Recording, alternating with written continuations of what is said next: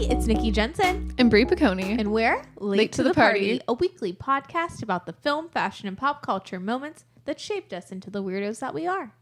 And today we are discussing the 1998 film, The Truman Show, starring Jim Carrey and Ed Harris.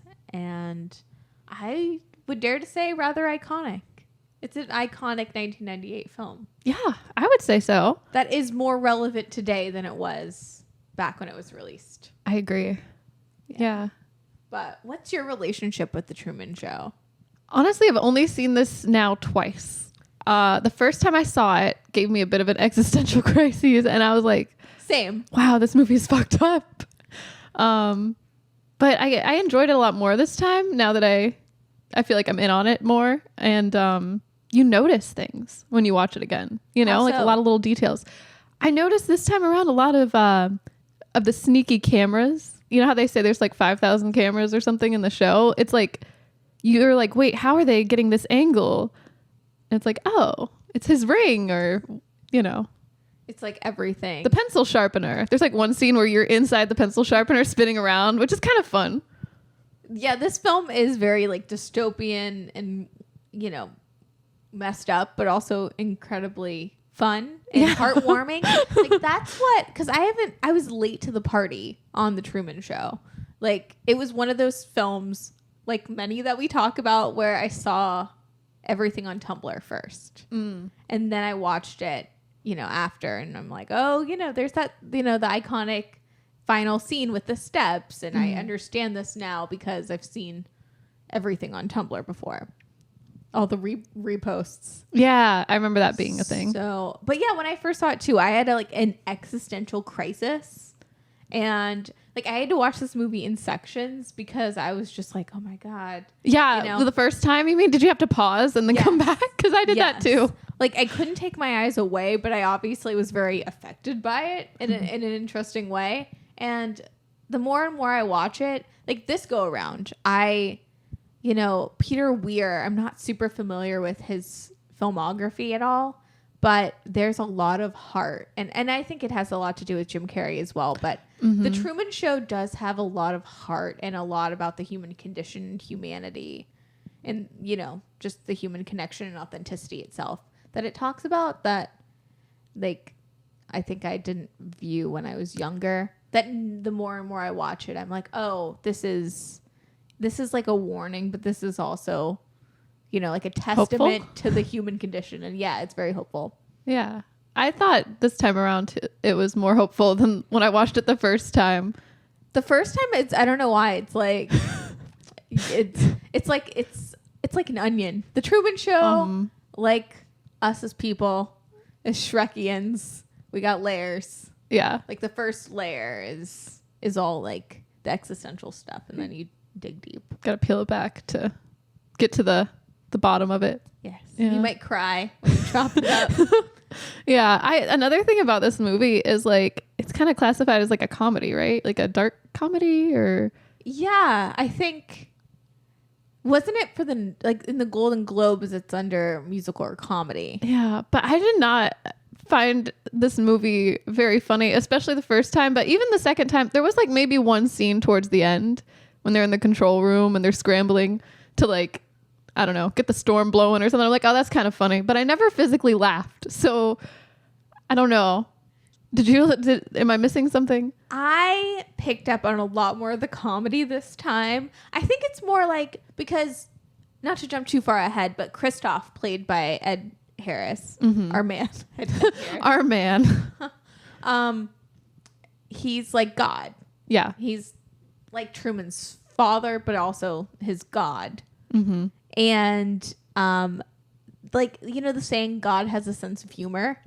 Oh, yeah. There are times and like little storylines for Truman, like when he's trying to go to Fiji, where, you know, they'll be on the radio like, oh, you know, you shouldn't leave, or, you know, like at the travel agency, the big poster about the plane. It's like, this could happen to you. Yeah. Like I thought those parts were funny. Yeah. No, I guess they were. Maybe I need to watch it a third time around to get, you know. The extreme product placement. That part was funny. Yeah. But I don't know. This movie isn't like, You know what? Okay. Is it because we are living in the Truman Show in a lot of respects now that it's like not funny? Maybe. It's like too realistic. Yeah, like in 1998, it might have been a little more like a cautionary tale or a lot more comedic because it's so far-fetched. And then you like, from 2024 standpoint, you're like, oh. Like, this is not that far-fetched. This could totally happen. We kind of do this willingly. Even product placements. Yeah. Can we get into that really quick? The product placement? Well, just the comparisons to social media and the world today. But before we do, quick synopsis of the Truman Show before we get real existential at 10 a.m. up in here. Right. So the Truman Show is, he doesn't know it, but everything in Truman Burbank's, Jim Carrey's life is a part of a massive TV set. Executive producer Christoph, played by Ed Harris, orchestrates the Truman Show, a live broadcast of Truman's every move captured by hidden cameras. Christoph tries to control Truman's mind, even removing his true love, Sylvia, Natasha McElhenney, from the show, and replacing her with Meryl, played by Laura Linney. As Truman gradually discovers the truth, however, he must decide whether to act on it. Yeah, you nailed it. Did Google nail it? I think this time, yes. Yeah. I think so too, oddly enough. Yeah, it made perfect sense. So the product placement. So now that we've gotten that out of the way, and basically this should just be like, TikTok, vlogging, Yes. Social media and reality TV. Can I say something about TikTok real quick? Yes. Okay, so lately on my TikTok, I've been thinking, oh, this is a normal TikTok. Almost every TikTok has turned into an ad. They're trying to advertise books to me. I don't know, random things. Like, I would, to your point, like the product placement in the Truman Show is for comedic effect for sure. Like when Laura Linney's in the kitchen, like mid conversation, is like, drink more chocolate milk or like hot cocoa. But that happens. Like TikToks nowadays, all the ads, the marketing strategy is to look like a normal, like low key video. an everyday in Bree's life, get ready with me. And it's actually a product placement. Yeah, it's sneaky. Or you're on YouTube. I mean, this has happened for, 10 plus years now, but you're on YouTube and, halfway through, you're like, oh, this is a paid for advertorial.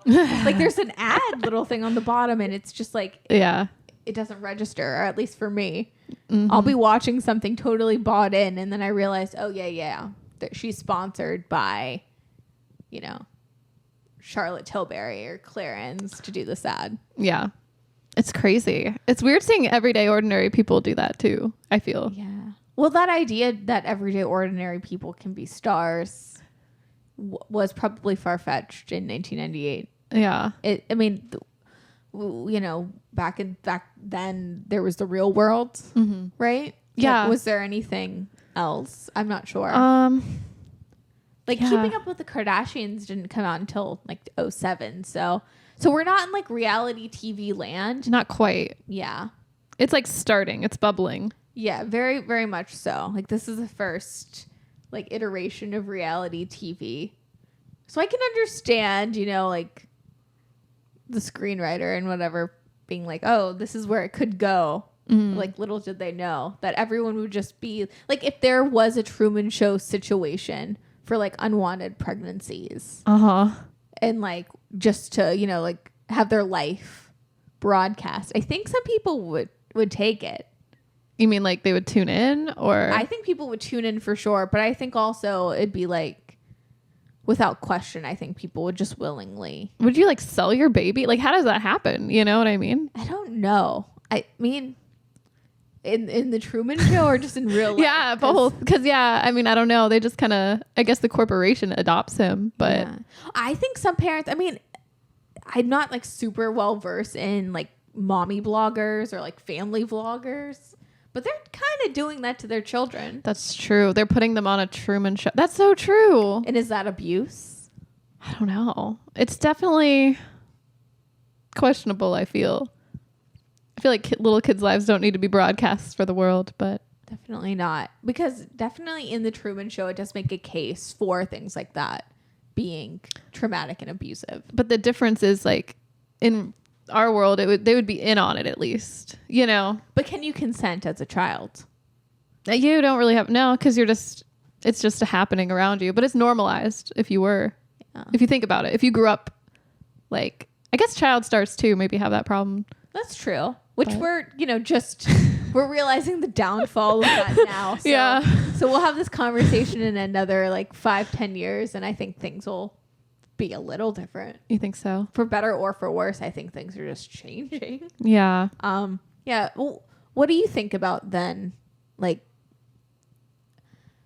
what is the word? Like surveillance.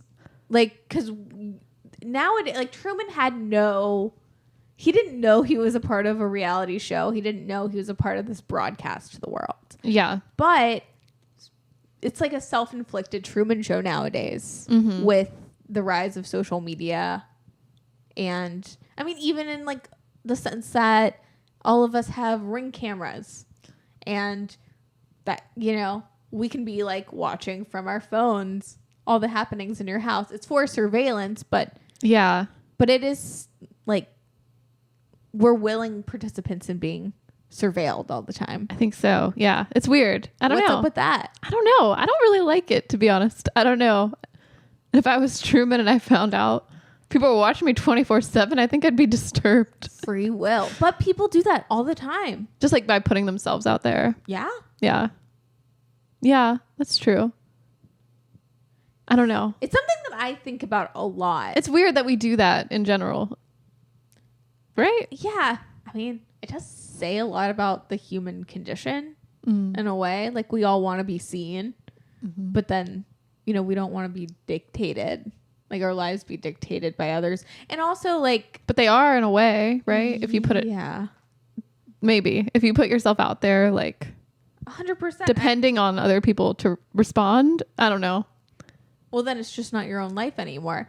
It's so interesting because screenwriter Andrew Niccol, there's this really good piece Vanity Fair did for the 25th anniversary of the Truman Show. But he said that when you know there is a camera, there is no reality, which I'd like to think is a little true. Yeah. Because even, I don't know if it was like Emma Chamberlain or something, but you know, I was watching this one video and it was like, oh, I did this one like take 50 times, like just like an everyday motion, you know? Yeah. I mean, yeah, something about being like conscious of being filmed. Just well, because like even not to get super meta, but we're on a podcast. I know. Even now, I was gonna say there have been times when the camera's on and I have to pretend like it's not to be in a good flow. Well, and having a camera is different, and you know, I think that's why I really love the medium of podcasting, just an audio form podcast. Yeah. Because, you know, we as humans, if we're talking about that and getting that deep right out the gate. I know. Us as humans, we want to tell stories. We're all innate storytellers. Yeah. From the beginning of time. When we were cavemen. When we were cavemen, one, we want to be in a tribe. Mm-hmm. And two, we want to share our stories. Yeah.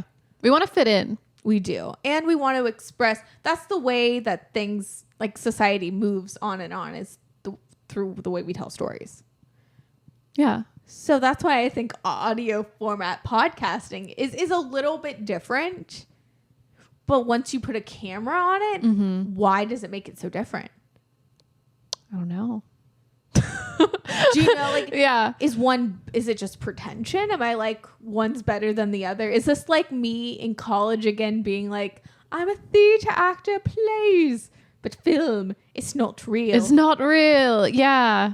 It does make you think. I don't know. This movie really does make you think about like what's real and what's not. Like I thought it was interesting, like that, you know, what is his name?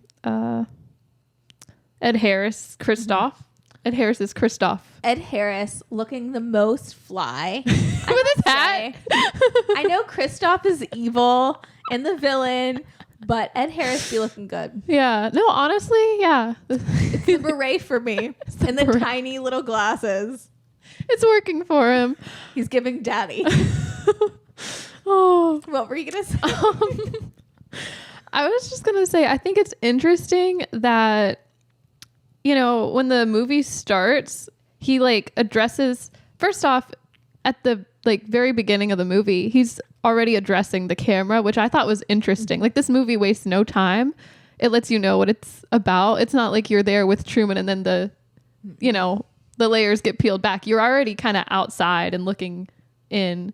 And anyway, which is an interesting perspective, like a very 1998 perspective. Like, have you noticed, like, remember the trends back then? Like, EdTV came out around the same time, and like that trend in the late 90s, early 2000s of like this dystopian, like just the reality TV, like looking in, you know, the man, you know, like the Truman Show. Right. But nowadays, if we had the Truman Show circa 2024, we would be in Truman's perspective right out of the gate, because we all are Truman. We're not all the bystanders anymore. We are Truman. That's crazy. Yeah. No, I agree. It's like it's a weird perspective shift. Very much so. Yeah. Also, sorry if I've gotten weird right out of the gate. Oh, no, I didn't think so. Okay. I mean, we kind of have to be a bit weird with this movie. This movie is weird. I mean, I love it though. But anyways, let's get heady up in here. I know. It's hard not to though. This movie makes you think. Like, it does. And it's great though. Yeah. We'll talk about some fashion. We'll talk about some 1998 aesthetics. No, I have some things to say about things like that. Yeah. But anyways, I was just saying, Christoph at the beginning, he says to the camera, or the audience, I guess, tuning in, people are tired of manufactured emotions, pyrotechnics, and special effects. And he said, while the world around him is fake, Truman isn't. He has no scripts, blah, blah, blah. It's genuine, which I think is interesting, to create a whole artificial world and then be like, you know, trying to get some authenticity out of it. It's just very fascinating to me. Yeah. Like, it's cruel to Truman. Definitely. But it makes me wonder what they were like craving in 98, or if anything, if they're just thinking about the future, like that whole idea of authenticity and reality TV. And like, when you think about reality TV, a lot of it is scripted. And when you find that out, it's kind of like, yeah, like a letdown. Facade is stripped away. Yeah. I mean, I cannot personally speak for how the people felt in 1998. Yeah. But I do not know. But what I do know is I've watched a lot of documentaries about the 90s. Yes, Nick. So, you know, apparently in the 90s, the real world really did shake up television and culture in a very interesting way. And from my understanding, the real world in its infancy was real. It was everyday people too, right? It wasn't celebrities yet, was it? No, it wasn't. And I know there was a storyline in the early days of someone with AIDS meeting someone, you know, that was a little prejudiced, and then they're becoming friends, and all of that wasn't manufactured. Right. So coming from that perspective, like where it was just reality TV, yet we had all, you know, we still had film and all that artifice. Also, 1997, Princess Diana dies. Ooh, yeah. And it's because of the paparazzi. I mean, the paparazzi were, you know, chasing her down in that tunnel. And they were the ones who, after witnessing her death, took the photos and capitalized off her death. And everyone ate it up. Everyone was like, oh, yeah. R.I.P. Princess Di. But also they were buying all the tabloids about her death. So there's this weird relationship with celebrity even then. That's a good point. I do feel like this movie touches on that too. Like, because Truman's basically a celebrity. He's turned into a celebrity. And it makes me think like of like our fascination with celebrities and their lives and what goes on the day to day.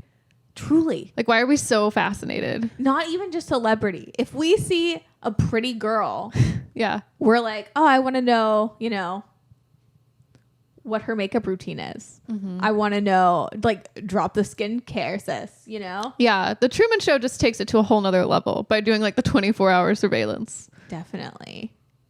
What was I going to say? Oh, you know what's interesting, though, about the Truman Show of it all, like, to real life?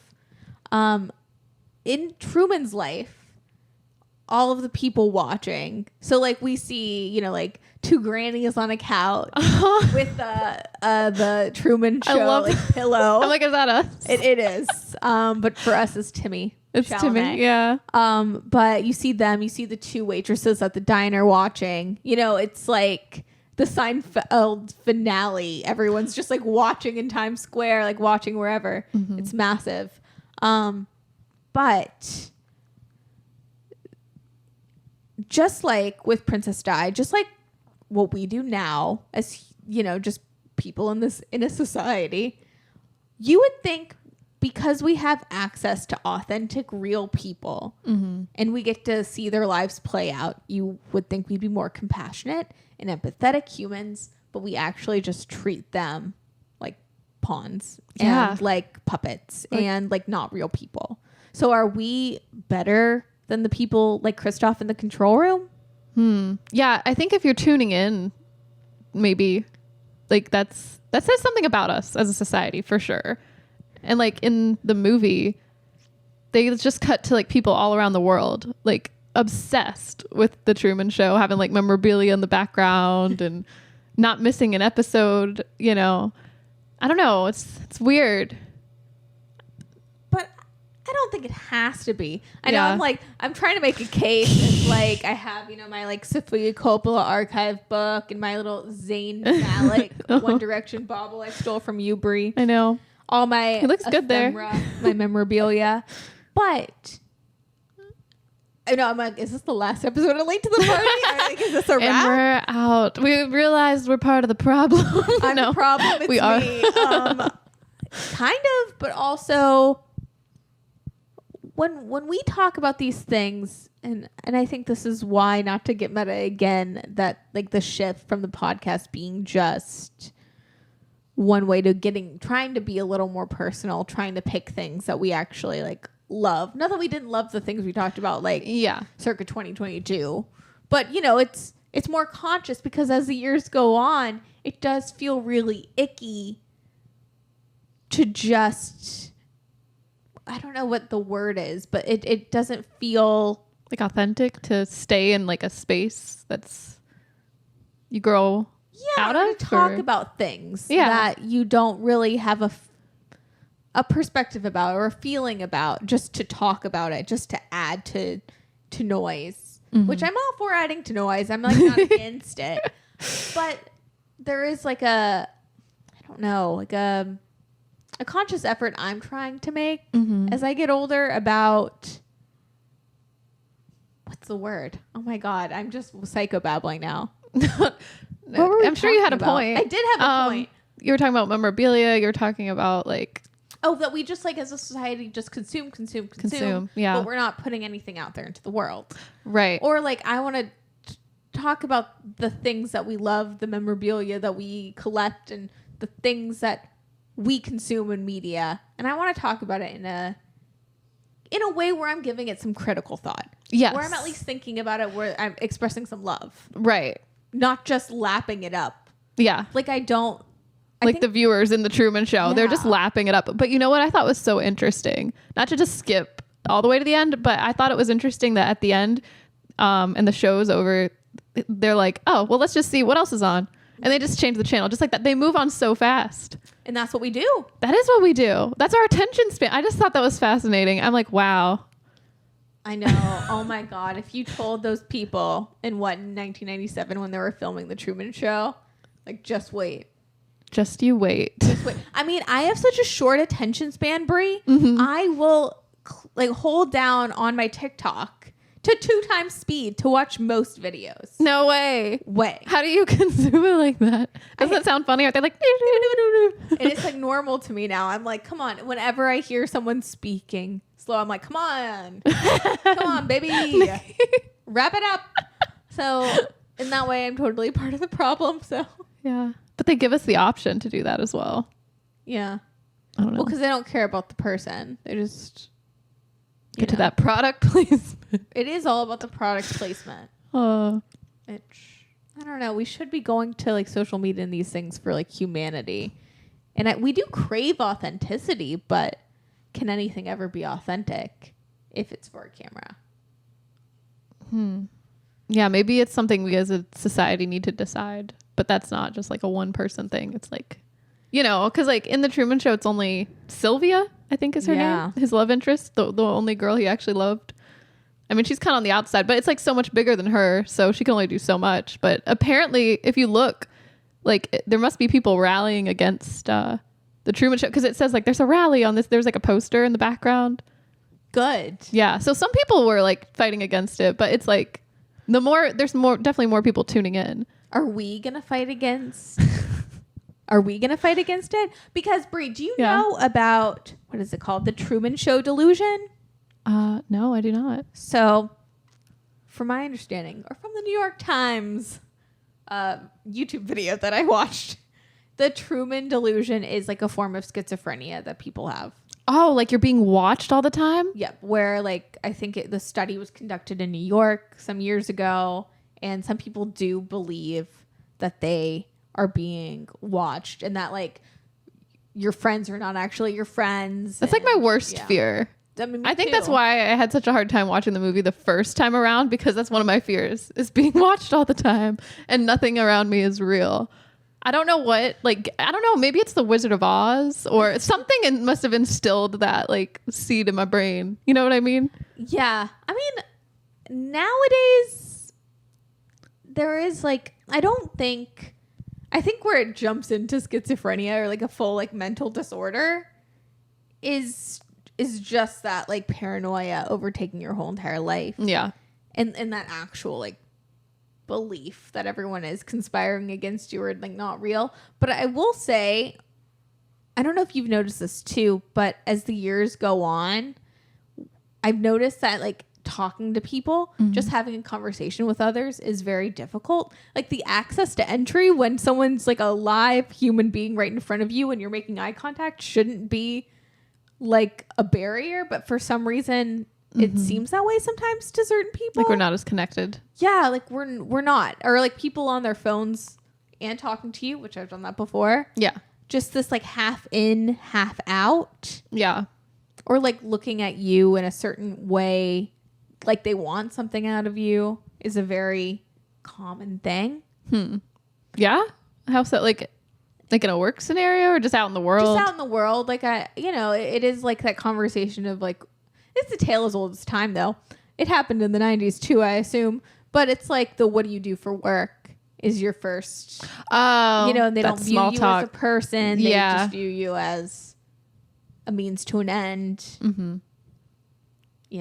That happens. It does. All the time. Yeah. I'm sure that happened in 98. Yeah. But the Truman Show delusion.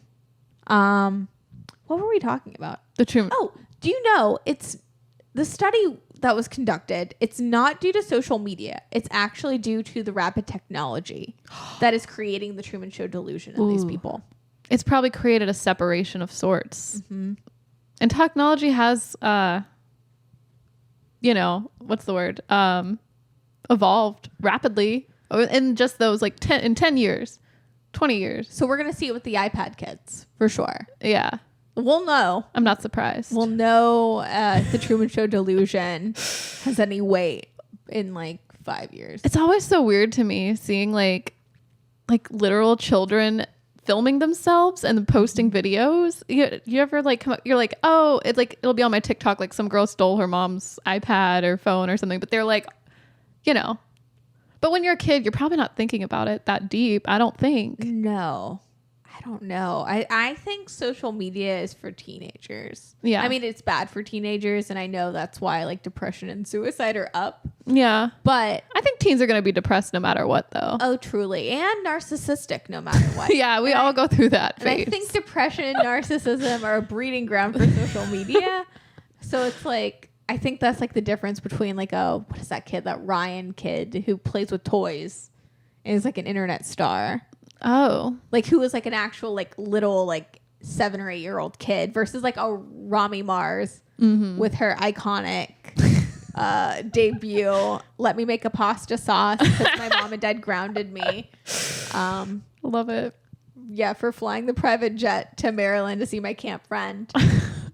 That's different because that's like a 16-year-old girl, and that's what 16-year-old girls do. We've been there. Yeah. Do you know what I mean? Like, you want to be vlogging at 16. I don't know. Whatever reason, something. You want to be in the Truman Show once you hit 14. I don't know what that's about, but.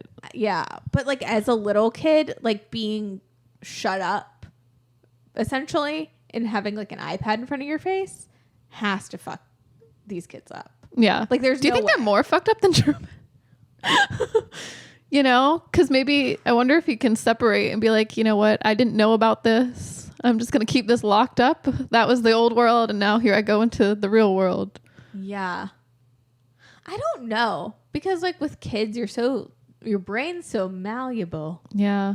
But I'm no parenting expert. I know. So I don't know anything about that. Yeah. I can speak to the teenage girl of it all where like they're just delusional anyways in like, the best way possible.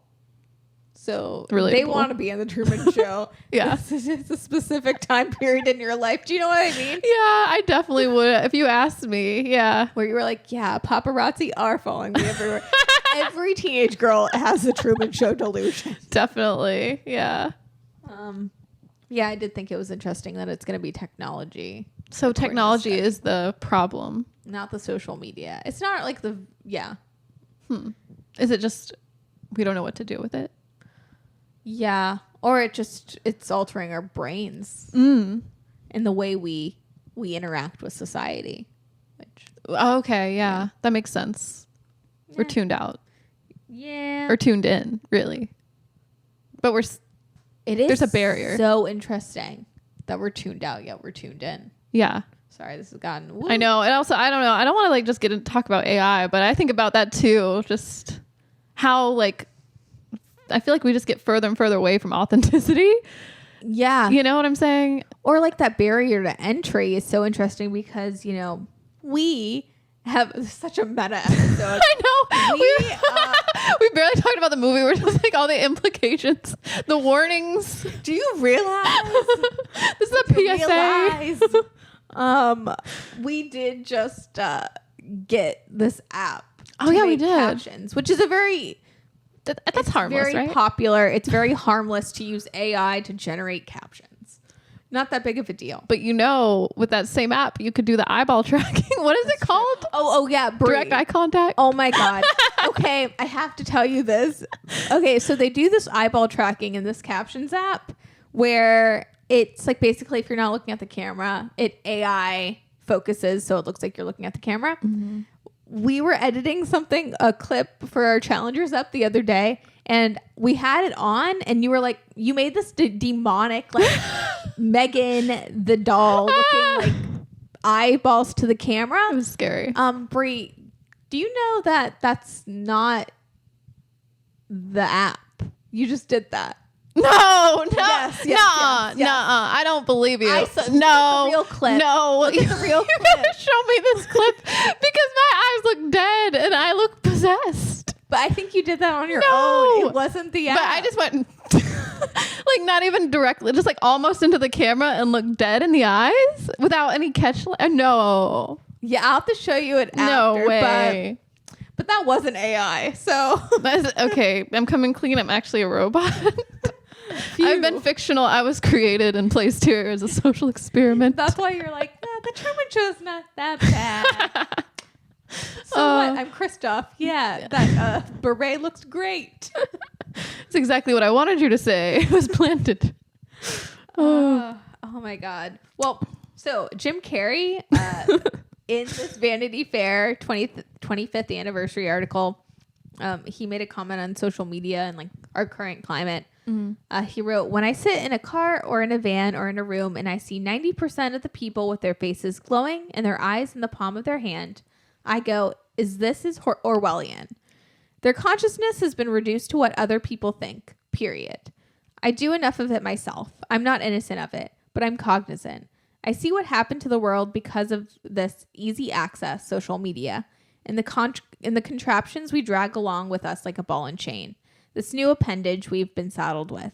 And I think of Steve Jobs in hell being pursued relentlessly for eternity by demons who want a selfie.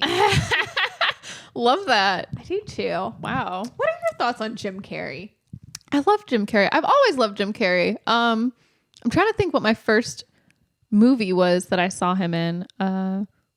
Other than, I'm like, was it The Mask? It couldn't have been The Mask, could it? I have never seen The Mask, all the way through. I loved that movie. I know he's in Dumb and Dumber. I didn't see that till later. And I know he was the Riddler in Batman Forever. So I definitely saw that. But I feel like he was always around. And especially in our childhood, like he just seemed like a force, you know? Definitely. Oh, the Grinch, obviously. Iconically. Very iconic. Horton Hears a Who. Who? I honestly, looking at his filmography, I don't think I've seen a lot of his movies, sad to say, but I've just seen him.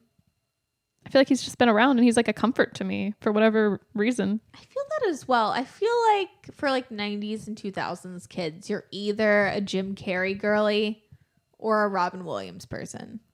I say I'm both. I like them both for different reasons. Nostalgia for both of them, and I don't know if there's a lot of maybe there is some overlap between like them just being constant growing up, just like these figures, and people being like Jim Carrey, Robin Williams. They're both kind of can be like I don't know if character actor is exactly the word, but they can both be very like over the top, I think, and lively with their performances, but then they can both be like, they have the ability to be like dramatic and kind of sad and weird. Like they're definitely different, but they tap into something similar, I feel. Definitely. That like little kids love. Yeah. But no, as a kid, I was aware of Ace Ventura. Mm-hmm. I saw like clips on TV and stuff. But the first Jim Carrey movie that I remember watching as a kid, like on video, was Liar Liar. Liar Liar. That vaguely familiar. But I didn't realize like how big of a deal Jim Carrey going into dramatic roles was. Yeah. Was it this movie that started it? Mm-hmm. Which it beats me how Jim Carrey did not get an Oscar nomination for his role as Truman Burbank. I agree. And I'm like, is this one of his best roles? Like, I feel like I love how it's a little more subtle than some of his other, you know. Yeah. Because when I think of Jim Carrey, I kind of do think of like the Ace Ventura. Like he does have like a shtick, which I do love. He does it well. Yeah. But I think he's a great dramatic actor. I think so as well. Have you seen Eternal Sunshine of the Spotless Mind? I have not. That's another epic, like amazing Jim Carrey role. I did see that. Well, was it like a? Well, no, wait. Was it a documentary? Oh, we watched Jim and Andy. Jim and Andy, the documentary based on his role in like the experience filming Man on the Moon. Yeah, that was really interesting. I mean, I guess he was also playing himself in a way, right? But he was also playing. Well, it was a lot. Thought he was he might have actually been. I believe I'm a Jim Carrey truther. Mm-hmm. I do believe that he fully embodied Andy Kaufman to make Man on the Moon. Yeah. Like, I believe he did have a spiritual experience where he was like method acting as Andy Kaufman. Mm-hmm. And had this like just take over his body. I believe him fully. That sounds crazy. Right. And I understand why people, especially in 1999, weren't the most receptive. But yeah, watching Jim and Andy and like seeing Jim Carrey's process just for that film itself, I love Jim Carrey. I love this man's wacky mind. And I love that he based the role of Truman Burbank on his dad. Oh, he did? Oh, that's cool. Yeah. I didn't know that. Oh, yeah, I feel like he's perfect as Truman Burbank, and I don't know. I know Robin Williams was also considered for the role. No. But yeah, it wouldn't hit the same as much as I enjoy Robin Williams. I don't know. I feel like Robin Williams is a little bit more sad to me. Like he can, you know what I mean? Like it would definitely hit different. Yeah. Can I give my controversial take? Yeah. Okay. I think you know this about me. You don't like Robin Williams? It's not that I don't like Robin Williams. I've just never felt a connection to him. Like, I do feel like growing up watching Jim Carrey in these comedies and in dramatic roles, which about obviously Mrs. were a big deal. Okay, Or did that terrify you? Hello, dearie. I do like Mrs. Doubtfire, but for me, it's hard to relate to Robin Williams, I guess, because ever since I was a kid, I also think that when I was a kid, I watched Jack. And Jack, I know it's supposed to be funny, Yeah. but to me, really bummed me out. I've never seen Jack. Is that like a Jack and the Beanstalk? No, it's a Francis Ford Coppola film. Oh. But he's like, I don't remember exactly the plot, but he plays someone who acts younger. Uh-huh. Like a young boy. He hangs out with kids. Not in a creepy way. That's a little weird. I mean, Robin Williams films, I'm not going to lie, he's always hanging out with kids in a He not is. creepy way. Yeah. And maybe I just don't know. I don't know why I was like, I don't know this. That's a weird choice, man. No, he just has an innate sadness about him. And then I guess just finding out how he passed away and in that whole, I guess the fact that he did pass away is like a weird, it shouldn't color my opinions about Robin Williams, but it does like confirm that I'm like, oh, there was a deep sadness to him, if that makes any sense. Yeah. Yeah. That's It's not sad. my jam. It does bum me out if I think about it too hard. Yeah. I was too busy watching Master of Disguise, apparently. Gotcha. Yeah. Yeah.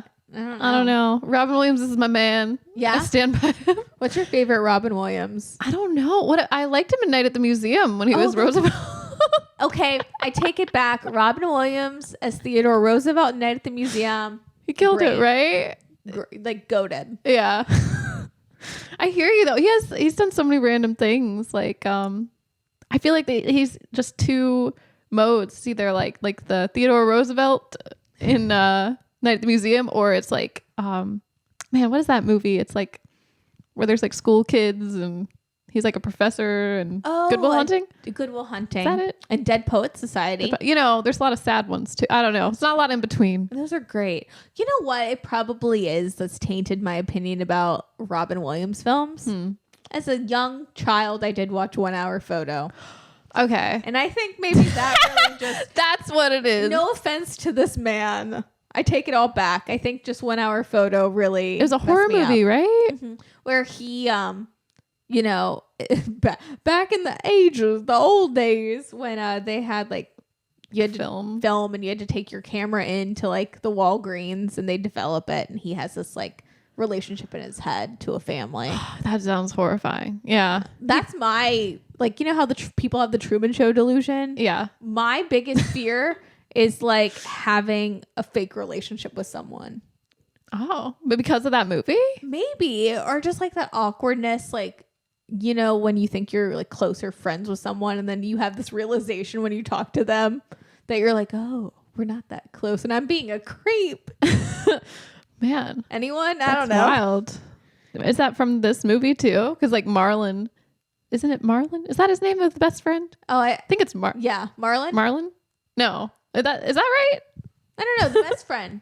Yeah, the best friend. That's wild. Like, I don't know. Like that everyone is in on this whole thing. Oh yeah. Can we talk about the love interests? Truman's love interests? Yeah. Okay. So very early on in the movie, we're introduced to his wife, played by Laura Linney. I love Laura Linney. She's one of those people that's in everything. Yes, like low key. Love her. But yeah. She does so good in this film too. It's just like she has like a breaking point because she's obviously in on it. Like it's planted from like day one that he's gonna have the storyline with Laura Linney's character and get married to her, et cetera, et cetera. Yeah. And you know, she has to slip in those product placements. I love that scene where they're like, well, they're not, it's not exactly an argument, but he's just like, I want to go to Fiji. Like it's gonna happen, like whether you like it or not. And she's like talking about the cocoa, and she's like looking directly into a camera, but it's like next to him, and he's like, what are you talking about? What are you looking at? Who are you talking? Like, I don't know. No, I love that. I love when Truman is like clipping the hedges, fully toochin'. Oh my God. Like fit. That scene, I'm like, holy crap, he's got a booty. BBL Truman. BB Gale Truman. I don't know. I also, what is that camera angle? Is it like in a gnome or something? Like that was a wild kid, like choice.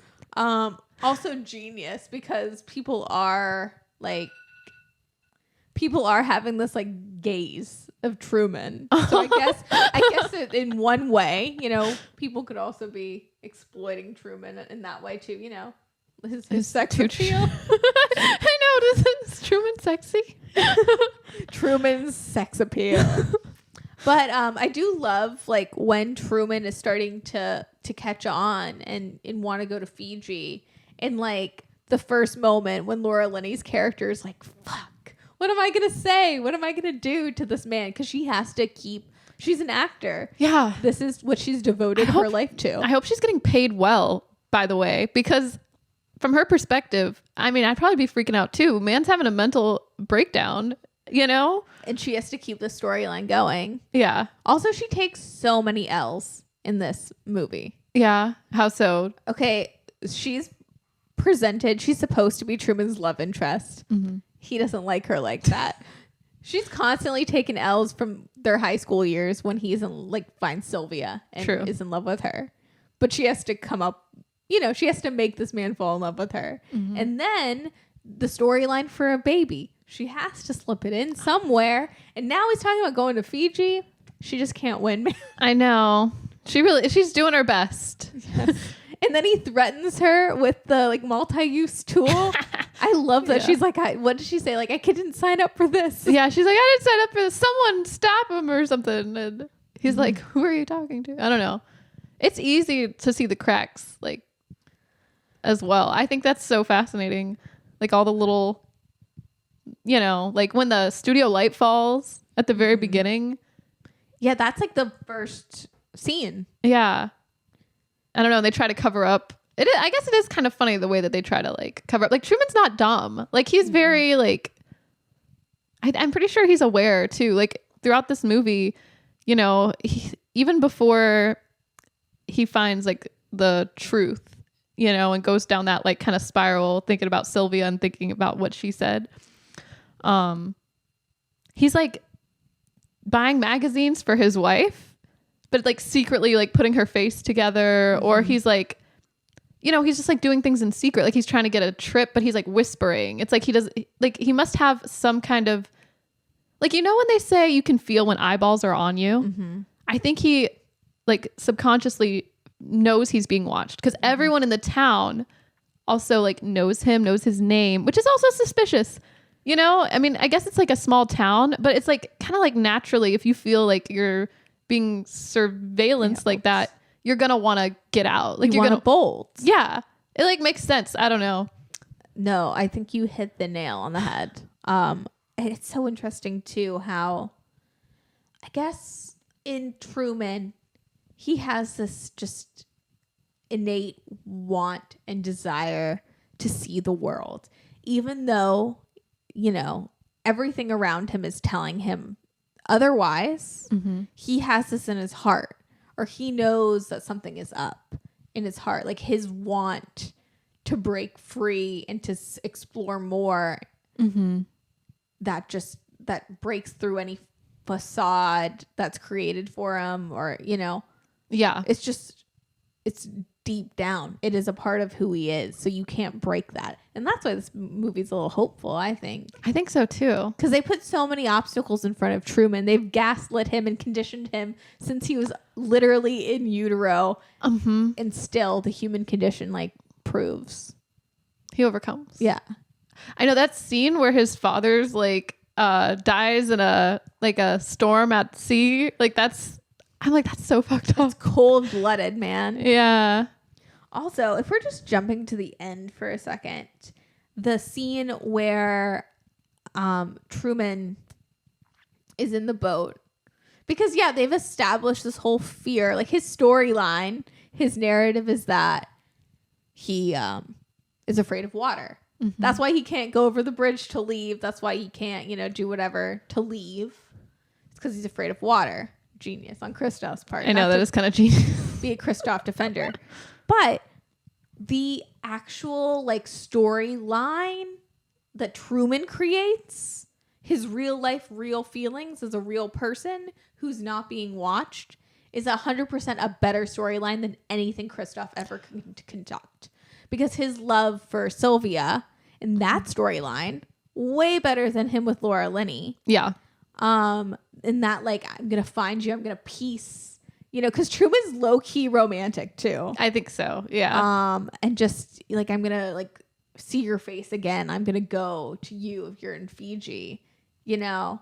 Yes. That, like, I saw you from across the room, you know? That's, like, way more romantic, like, sneaking away. It's a better love story. And that's, like, his hope, too, I think, that he's holding on to, you know? Yeah, that keeps him alive. Yeah. Talk about romantic. Yeah, this movie is, like, a romance of sorts. I think, like, a great romance. Yeah. Yeah, that's what struck me this time. I was like, this is striking. That's what I wrote in my notes. And Jim Carrey does such a great job of, he like acts the hell out of this. He does. Like, how does one like convey all these like emotions and feelings into one performance of like hopeful and like, you know, just like wide-eyed, but also like I'm in on the joke and I'm getting frustrated. Like the performative thing, like when he starts being like in the morning, he's like, what does he say? Good morning, good afternoon, and whatever. You know, that whole spiel when he walks out of his house and waves to his neighbors, like that whole thing. Like it's kind of sarcastic at a certain point.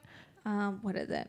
In case I don't see you, good afternoon, good evening, and good night. You know, he does like a little extra like, haha, like, you know, at the very beginning, I think when he first does it, it's maybe more genuine and you're like, oh yeah. But like, there's all these little subtleties. And then like Jim Carrey, when he is, like I think they set this up for Truman to deter him from travel. But one of his coworkers in the office overhears him trying to book like a flight to Fiji or something like that. And he's like, oh, you got to go close this case or something. Like, I don't know. He's like an insurance salesman. Yeah. So he's like, yeah, you know, go across the water, take the boat and whatever. And he goes to do it, but he can't because of that fear they instilled in him. But the way that Jim Carrey plays like being afraid of water, like when he walks on that little pier, like it seems so real. I'm just like blown away. No, Jim Carrey's a fantastic dramatic actor. Yeah. And he needs, I mean, I think people give Jim Carrey his flowers, but maybe not as a dramatic actor. Yeah. Do I need to watch The Majestic? Like all like the random, you know, dramatic Jim Carrey performances I haven't seen because I've been told are bad. Oh, really? Huh. I Maybe mean, they're good. I'd check it out. What was I going to say? Oh, the last or one of the last scenes when he is on the boat. Did you know that in real life he had a near-death experience While filming? Yeah. Or on the boat? on the boat? That filming that scene on the boat. Did they, okay, where was this filmed? Like, what was that? Was that real, like, ocean waves? Or was that like a wave pool? Basically, but they were in a tank, so they created it. They simulated it. Oh my But God. still, I think- And was it Paul Giamatti behind it? Was it him? Always Paul Giamatti. That's my theory. Have you ever noticed that Paul Giamatti plays these like sick and twisted characters in every movie? Every movie. I was surprised in this movie when he's like, are you sure? Like he was hesitant to press the button. I'm like, that's odd. Usually he'd be the first one. Paul Giamatti, I don't know this man in real life, but I think he'll press any button Sure. for your demise. But yeah, apparently he almost drowned because he got caught up in everything. And also the full fit, because he's wearing a very lush, like amazing wool sweater. Yeah. Is it too heavy? Is it like weighing him down? He's also wearing wool pants. So yeah, everything is just like weighing him down. And I guess they didn't have like proper safety protocols, or they had to reassess because when Jim Carrey was drowning, he was making a signal, but Peter Weir and the crew didn't realize that was like a signal.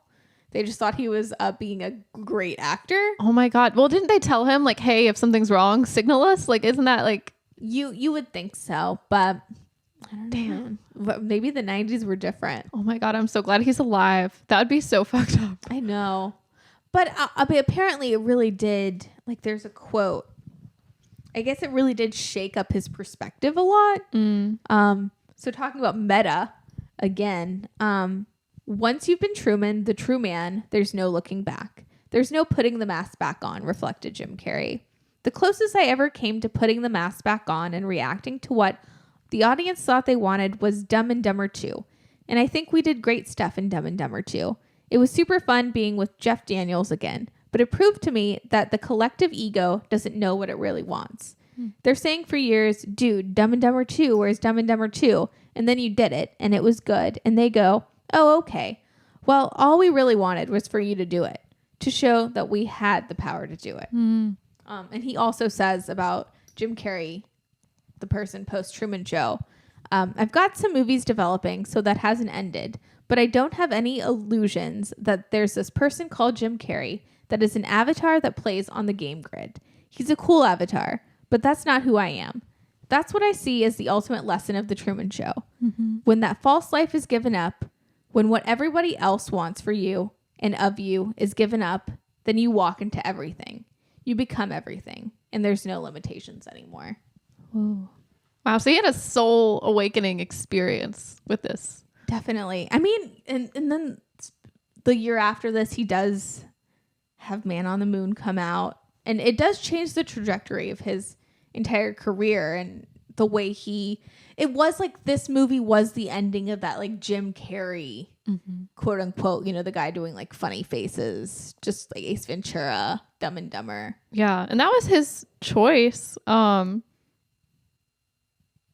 You know, by him just signing on to the project, just, I don't know, he kind of changed his path, I feel. Yeah. He already had like an inkling that he should, and then, yeah. He Truman himself. He did. I mean, because Jim Carrey was massive in the 90s. Probably like the biggest comedy star, biggest star you could think of, who had this specific persona. And I can imagine that feeling like a cage. Yeah. So you have to change your narrative. You have to change your own life's narrative. And that's why I think just in regular day life, like we talk about main character syndrome or whatever, I think this movie really does show us that we have to form our own narratives, because people are creating narratives anyways.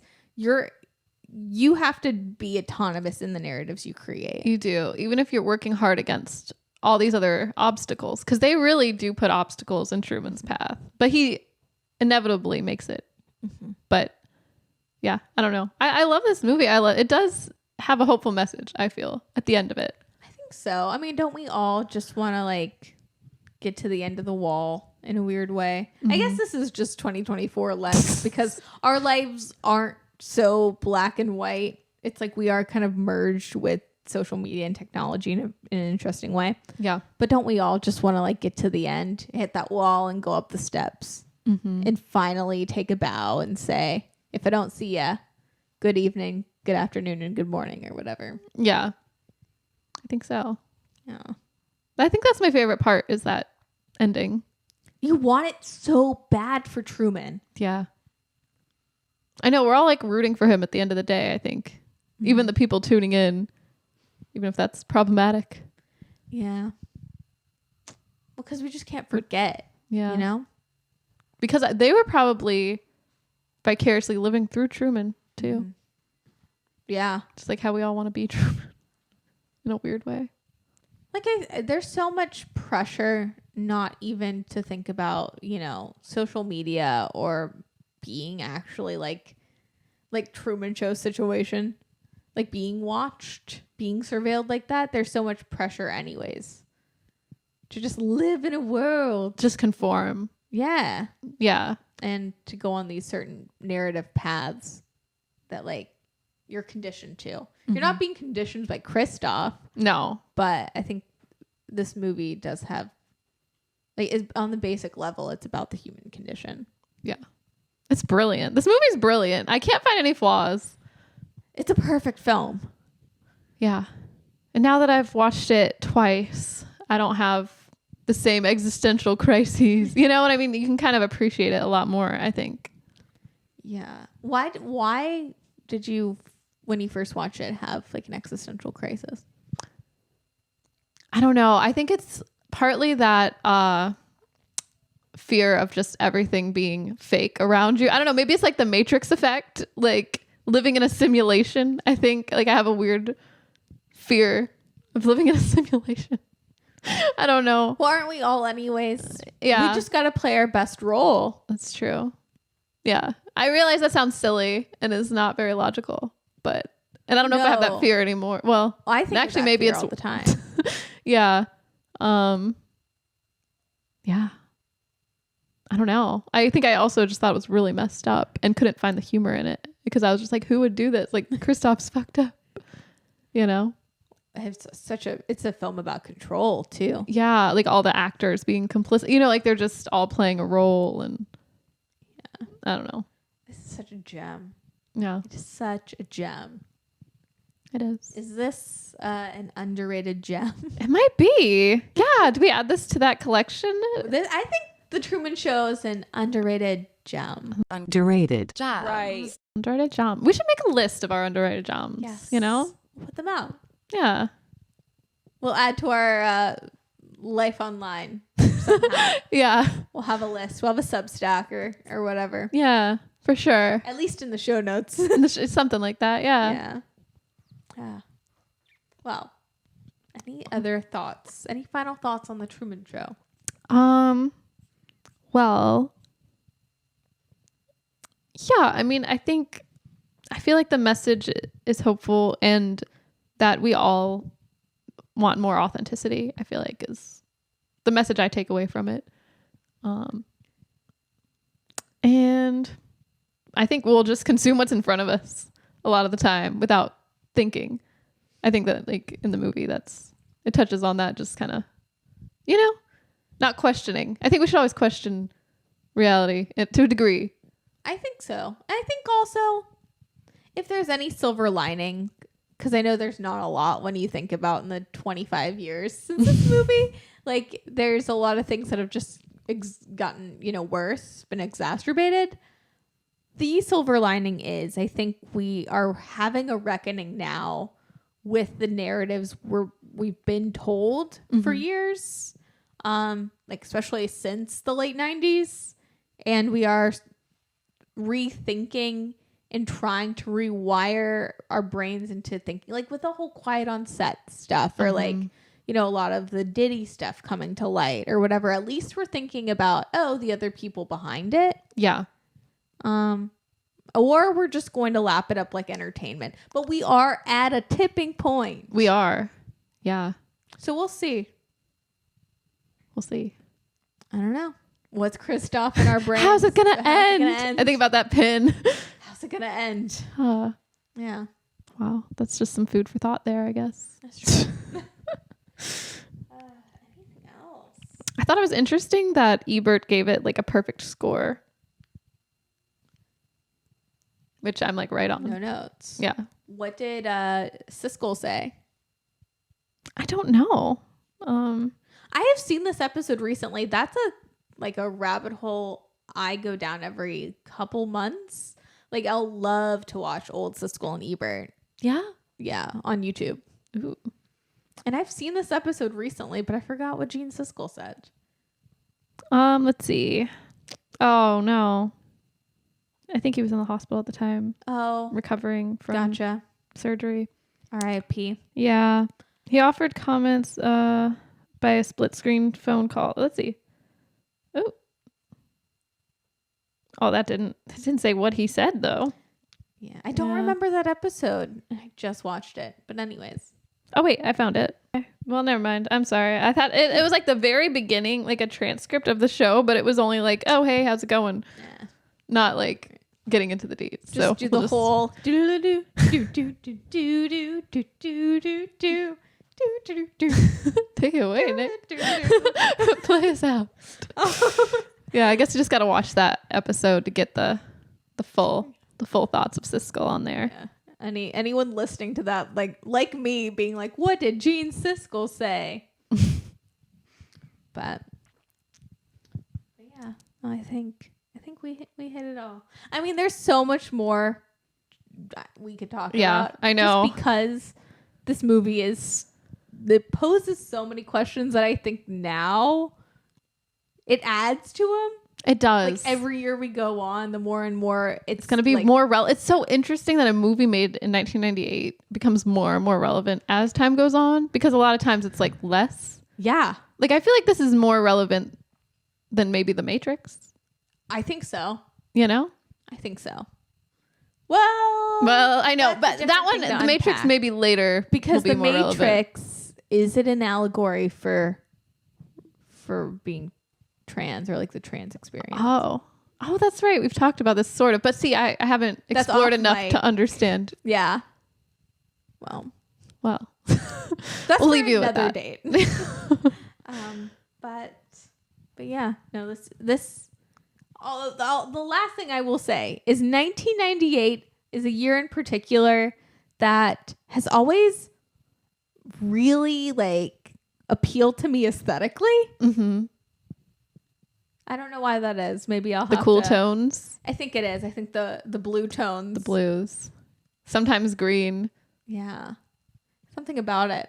Yeah, just want to go back and experience how cool it all looked. I know those cable knit sweaters or like wool sweaters Truman wears.